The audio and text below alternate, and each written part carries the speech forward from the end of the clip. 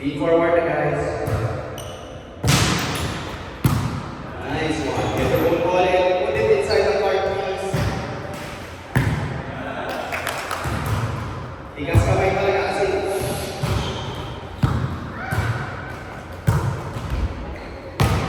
Pala na kami yung participator na move forward. Inhale. Wala pa natin dito nag-inhale. Inhale. Medyo ball dito. Inhale. Bawal ka lang sa. Pwede kayo pumunta sa kabilang side. Maawa. Ikot lang kayo. Ikot lang. Go to the other side. Nice man there. Inhale out. Arm out.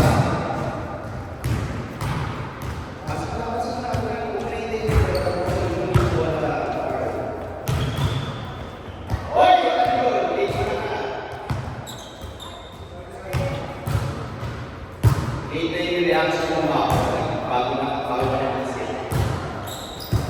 Sa buhay, huwag mo lang yung bago na kasi. Tumatanong ka, tigasan mo pa kamay ko. Alin. Above the shoulders nila, kailangan mo lang tumalikot yung paa mo hard. Above the shoulders nila. To the side there. As much as possible, tatalon, pag above the shoulders. Good mom, ganun lang. Again, no unnecessary movements, Thea.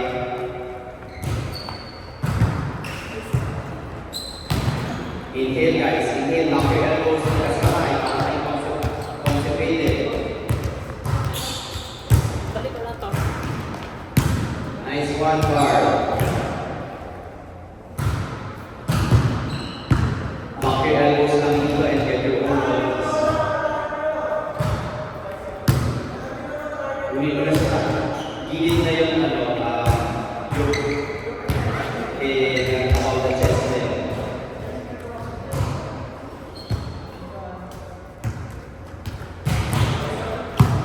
Nice one, dito. And pero get your own ball. Ilagay sa heart. Unahan mo yung wala. Stabilize before you think. Nice one! Naka-apply mo lang ang about the chest si Yuki at saka si Vico. Nice one ka na Pia. Diba? Tapos na natin pag gumawa necessary movements.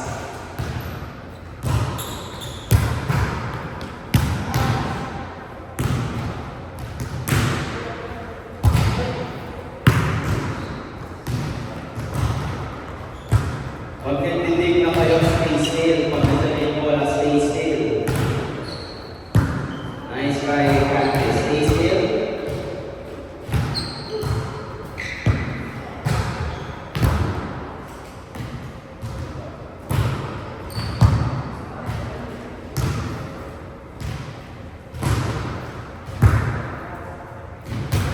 Stay still. Pag nandun mo na stay still, guys.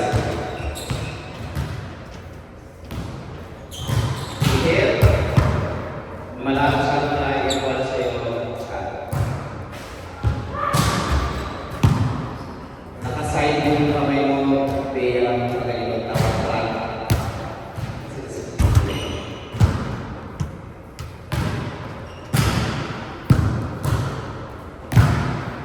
As much as possible, stabilize your hands, your arms, your feet.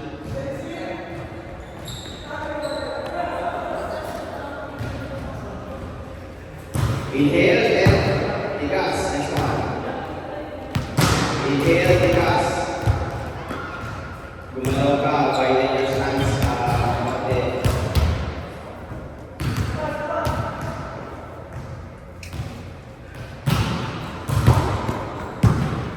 Bawal talon dito. Pwede umatras kung medyo malakas.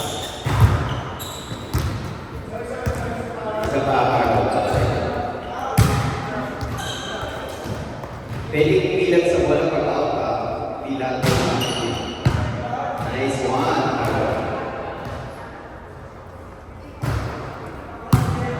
Nice one.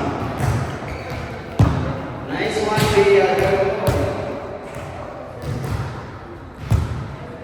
Nice one. So, outside na yun.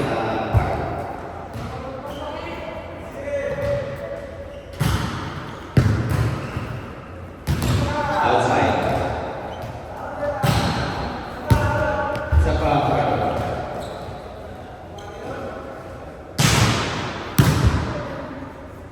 Stabilize sa nagkakaroon na dapat. Lapitan ang unahan yung wala ka.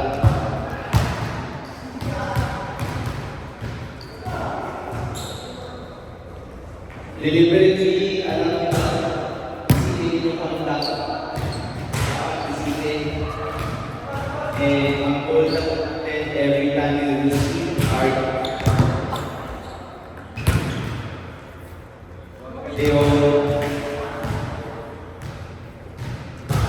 Kayo mag-settle na anak.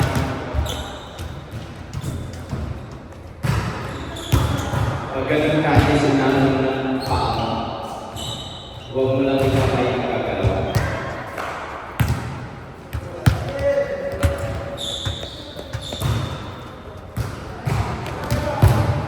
Above the shoulder mo na yan. Dapat iiwasan mo na.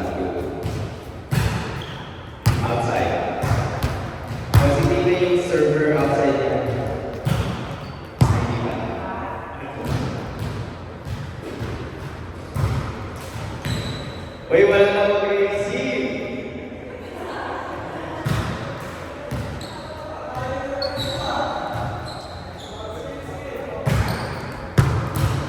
Tagalan natin to kasi yan yung pinakamahirap talaga, receive versus take. Above the shoulders. Above the shoulders na yun, iwasan mo na yung kaya. Kunin nyo na sa side, kasi yung wala mo sa side back, above the chest. Para yung kayo mong wow! Oy, wala na above the chest na yung narrow. Dapat giling yung sa nice one, bawal luhod. Nice one. Yogi. Unahan ng pa. Unahan ng pa.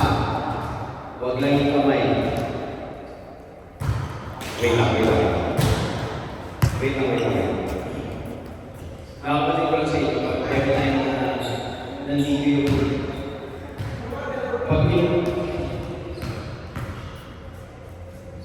pag pinukuha nyo yung bola sa gilid, may chance talaga nagagawa na wala, hindi nyo na kaya harapin ang mga problema. So, pag gano'n kasi, deliberately, pag kinuha nyo sa gilid yung kamay mo, hahapunin pa rin ako sa pako yung bola. Huwag lang yung lalabas nila yung kamay mo. Pero the moment na mangyari yun, kukunin nyo sa gilid. Aside from, kasi kanina si Leia, yung kamay, kinuha niya sa gilid. Ilalabas mo yung ipapakita mo yung shoulders. Ipapakita mo yung shoulders mo, ibababa mo yung shoulders mo para makahan mo yung bola. Tapos, at the same time, the moment na meron ka ng classic action, ang iisipin ninyo, ang priority ng katawan ninyo ay yung movement sa paa. So, pag nagganyan kayo, hit yung kamay ninyo. So, deliberately, iisipin ninyo yung power ng kamay ninyo. Okay, so kailangan, the moment na kayo, kailangan mas matigas pa yung mas tigasan nyo pa yung kamay ninyo. The more pag may additional movement. Clear ba? Kasi nawawala yung isip ninyo pupunta dun sa gagawin ng paa ninyo. So itong kamay medyo weak yan. Clear ba? Clear. So kayo mismo magsasabi sa utak ninyo na lagyan mo ng power ang kamay mo. Ha? Lagay mo.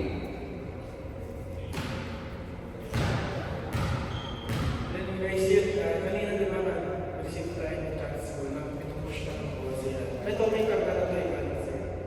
Pag pinupush na, bawal lang kasi mabigat mo yung parating na bola na i-receive. And like yung kanina chance ko yung happy sa coach. Pero kasi may karga na, so mag-click mo na para hindi ma-guide yung bola. Para makontrol mo pa rin din. Russian to siya, target sa centers area.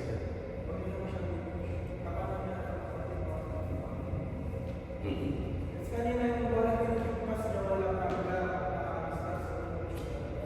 Ito galing service na yung gawin na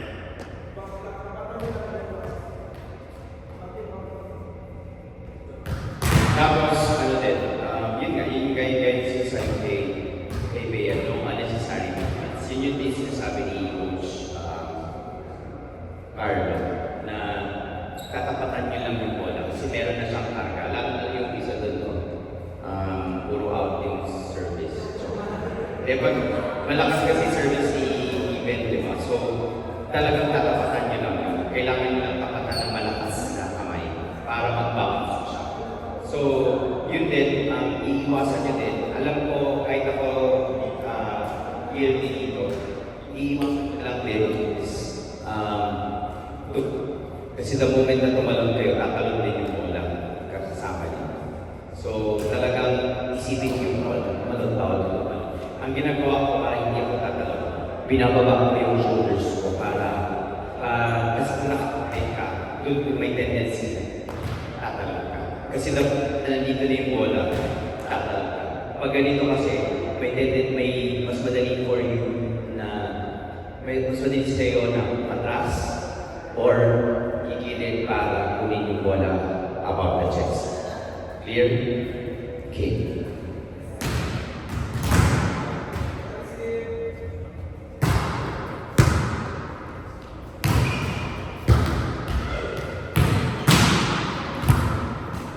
Huwag mong i-scoop yung card. Huwag mong i-scoop yung bola.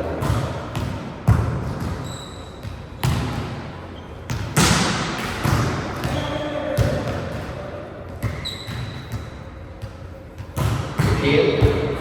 Tumalon.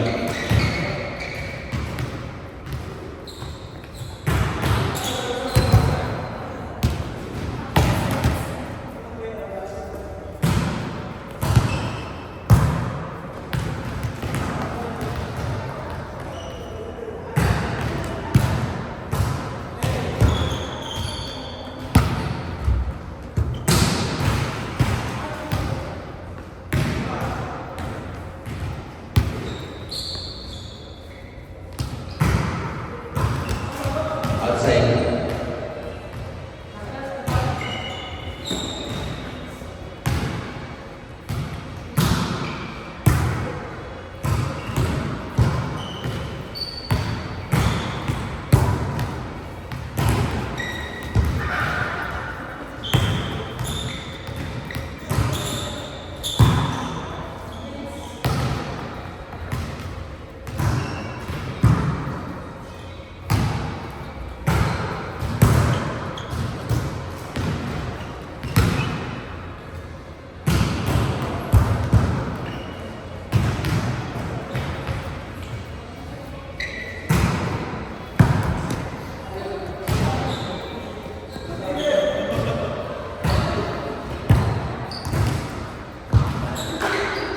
Huwag mong ganyan ka na tapos o ganyan ka na tapos Sinan mo, pag nag-stay ka lang dito, mas madali ka mag kaya tapos consider bawal talon.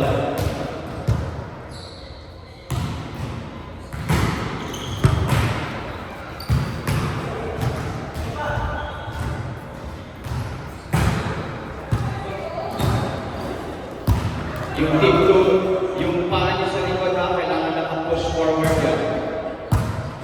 Bawal luhod yung makatungo na sa yung luhod.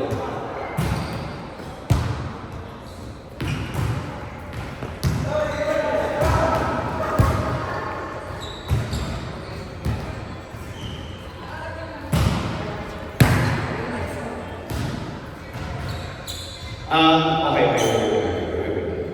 May nakita lang ako kay Ma'am. Pag na kinuha niyo sa gilid, huwag kayo mag-cross. Ito yung parati yung unahin. Takbo. Kasi pag cross ka, baka mag-stay ka lang dito. So unahin mo yung right, yung towards your right.